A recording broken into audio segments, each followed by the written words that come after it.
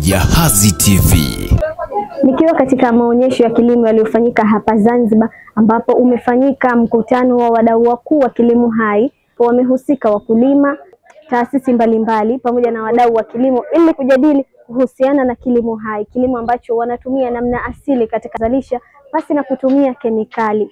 Katika mjadala huu, taasisi ya PPIZ, taasisi ya mambo ya kilimo hai, wameweza kutoa elimu pamoja na namna ambavyo kilimo hai kinaweza kuwapa fursa wakulima kwa kutumia vitu asili kwa masoko ya ndani pamoja na nje ya nchi. Kwa upande wa masoko na penyewe kupitia zile kamati zetu za PGS, na nafikiri hapa tumewaona wawakilishi wakiwakilisha, si ndio?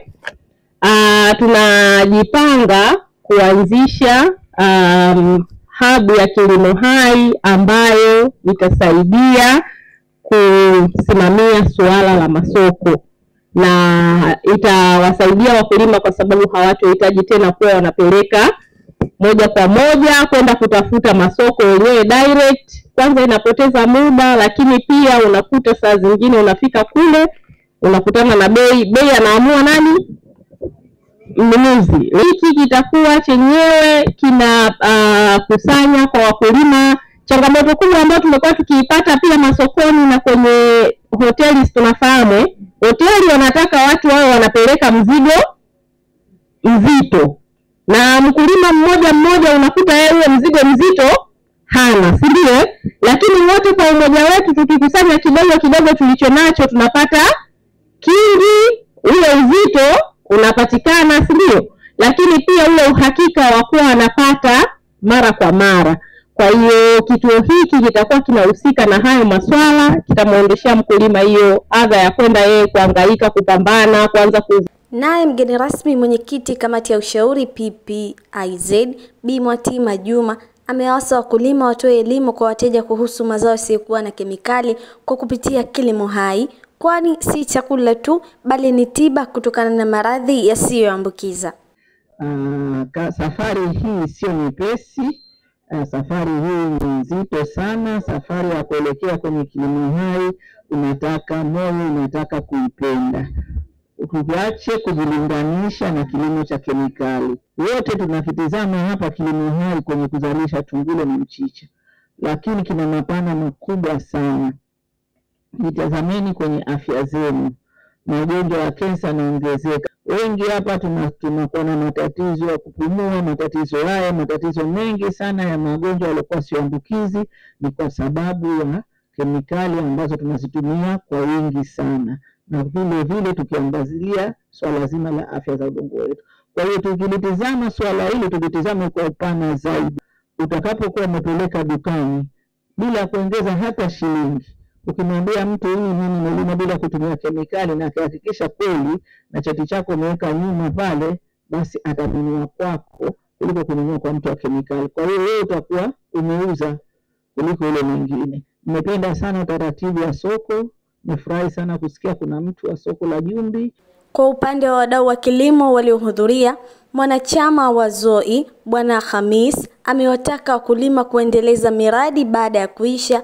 Kwanza ni katika akili kwamba hivi sasa hivi tunawezeshwa hivi, lakini lengo letu ni kwamba sisi tuweze kuwa na uwezo wa kuweza kujiendeleza wenyewe katika vikundi vyetu, kwa sababu si mambo endelevu, mambo ya kupita tu.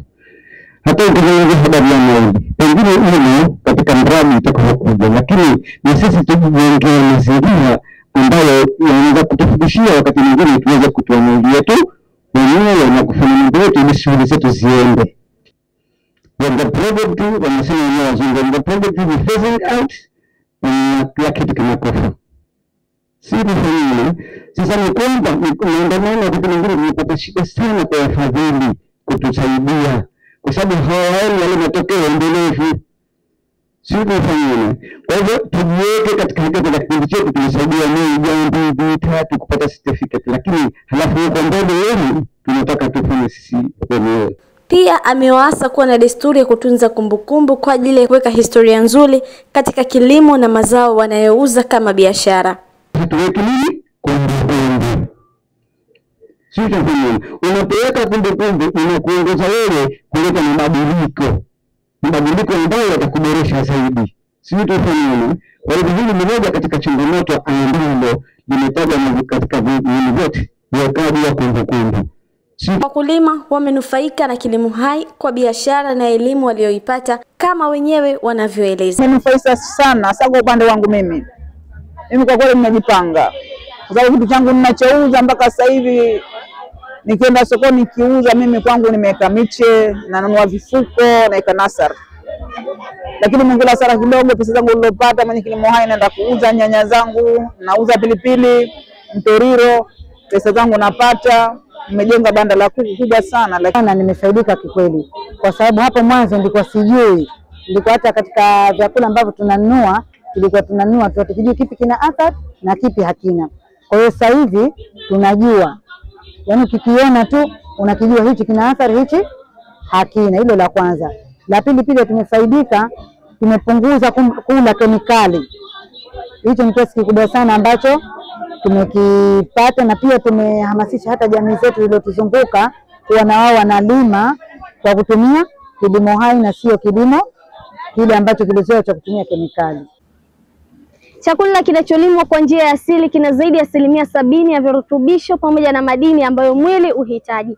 Lakini kutokana na ripoti ya Chuo Kikuu cha Marekani kinaeleza kuwa zaidi ya 50% ya makapi ama taka ambazo mtu anapokula chakula ambacho kimelimwa kwa kutumia pembejeo za kemikali ama kimesindikwa kupitia viwanda, mtu anapokula anapata 50% ya makapi, ambapo 50% tu ndio ambayo inafanya kazi kwa binadamu kwa ajili ya kujenga, kurutubisha na kuimarisha afya.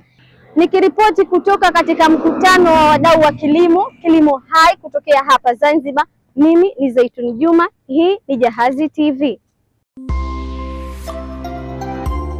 Jahazi TV.